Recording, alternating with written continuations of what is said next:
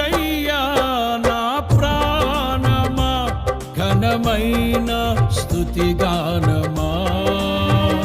అద్భుతమైన నీ ఆదరణే ఆశ్రయమైన